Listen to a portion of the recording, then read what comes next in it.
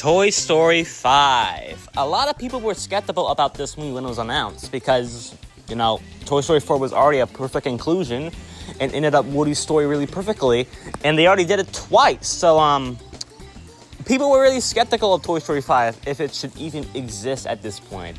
And I was one of the people, but then the first trailer dropped and my expectations kind of changed on Toy Story 5. I thought it'd be a good movie. Not a great movie, not a masterpiece of a movie, but a good movie. All right, let's go back. We knew Toy Story 5 was happening, for a while now, and then it got announced on 2025. And we got our first looks of it. It had decent animation. It didn't show us much, but we did know there was going to be a lot of buzzes, like villain buzzes, and people thought that these 50 buzzes were going to be the villain of the movie. And we were kind of wrong, but I won't blame us. And then we got our first concept art of the movie, and Woody was there. Yeah, people didn't like that because how is he going to get back there, So, what do I think of Toy Story 5?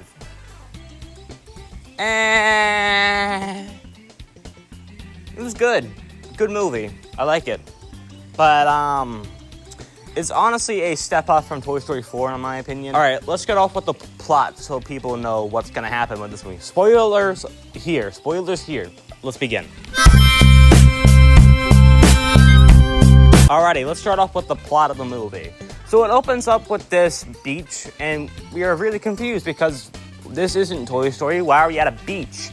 Or like a stranded island, and then we see a Buzz Lightyear package, like the box package, and then it's like another version of Buzz Lightyear that still thinks he's not a toy, and then goes to this trailer and opens these 50 other Buzzes, and they team up together to try to find a way out of this stranded island. And at the end of the day, they're kind of sad. They're standing out of the fire, and then look at the sky and see Star Command. They see a star and think it's Star Command. So, yeah, and that's how the movie opens up. Cuts to a playtime with Bonnie and the toys, and then we learn about Buzz Lightyear, who's actually having a crush on Jessie. And honestly, I like this part of the movie. And it shows us Buzz's character development. I wanted to impress Jessie, which I love very much. Anyway, it opens up on Bonnie's imagination where she's playing with her toys about this wedding, about Forky and his wife.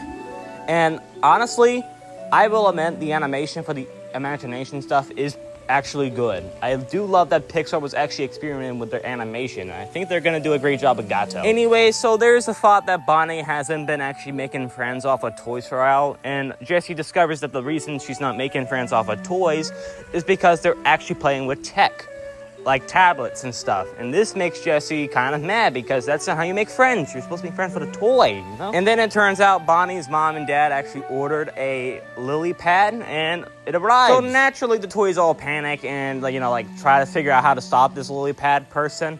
And Jessie goes up and we actually learn about her true intentions. She just wants to help Bonnie make friends off of, doing the stuff she wants to do. Like a game of just do stuff that helps Bonnie make friends. You know what I mean? And then, Jessie's she doesn't know how to deal with Lily Pad. She's kind of not doing that great. So she decides to call Woody.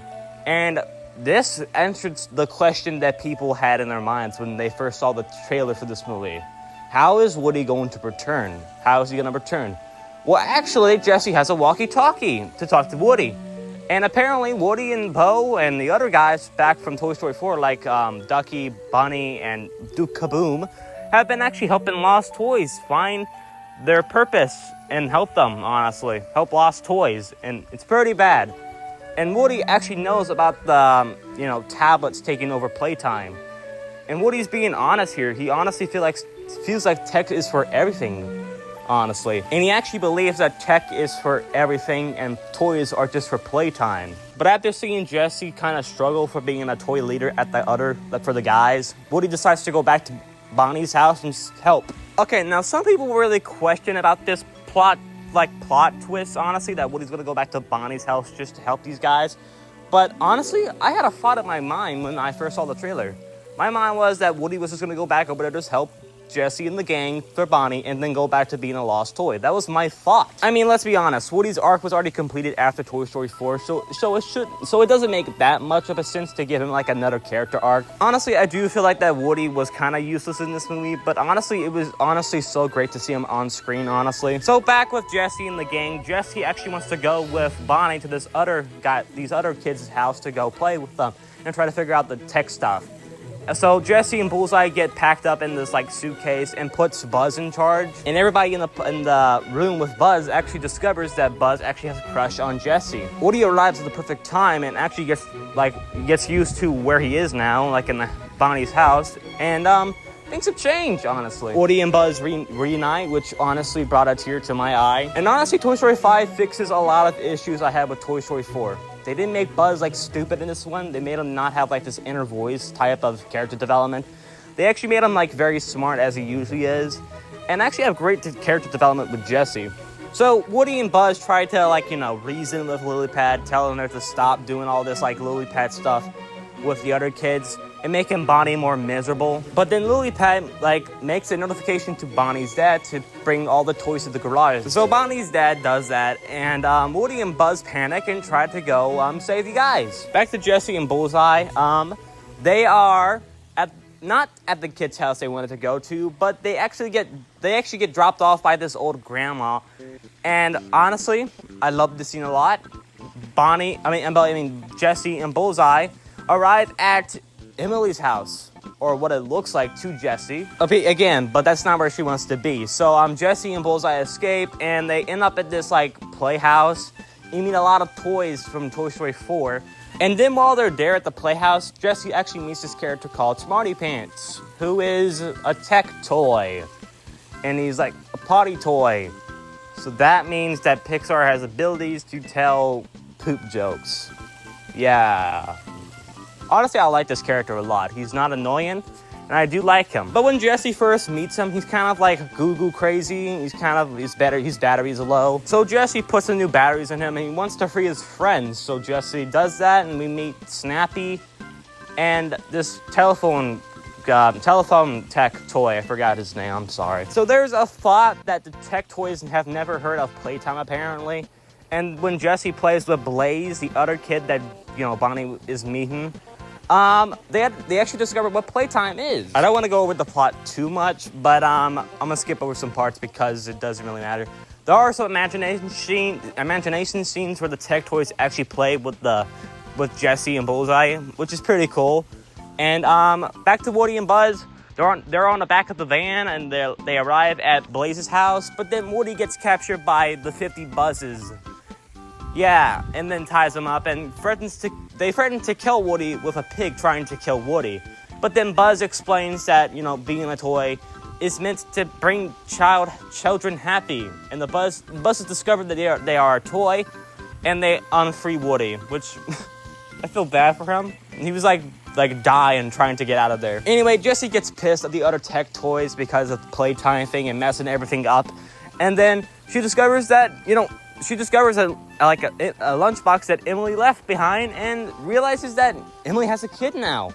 And the actual plot twist, and I'm not joking, this actually made me tear up, Emily actually named her daughter after Jesse. That's such a great plot twist. I cannot. Anyway, after that happens, Woody and Buzz and Jesse reunite. And they get the other 50 Buzzes to, after Lily Pad discovers she's actually messing everything up for Bonnie, she throws herself in the, a truck to get away from it. But then Jessie just realizes that she's not actually the bad guy. She just wanted Bonnie to do good things.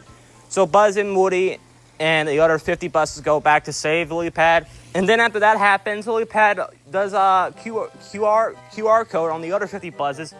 And they have 6 wings, so that means they can fly. Yeah! And while this all happens, Jesse and Buzz kiss, which claims they are a couple in this movie, which is amazing. And at the end of the movie, Bonnie makes friends with the girl named Blaze, and that's the end of the story. Buzz and Jesse get married, but not really. It's an imagination stuff.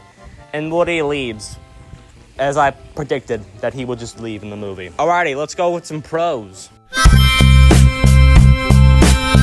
The first pro is the animation is absolutely beautiful.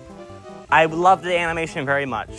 Two of the characters have great development. Buzz has great development about being honest with Jessie. And the message about, times might change, but friends are forever is honestly a great message for a Toy Story movie. Honestly, I did like the tech toys. They were pretty enjoyable and very funny when given the screen time. The actual plot twist about Emily being grown up and actually naming her daughter after Jessie is honestly a great plot twist. It just shows that, Emily hasn't forgotten about Jessie. She still loves her, which I like that a lot. And then I do love Woody in this movie. He wasn't that important to the story at all, but he was still enjoyable when given screen time. His bickering with Buzz is honestly the best part about the whole movie again, and I just love it. Okay, let's go to the cons now.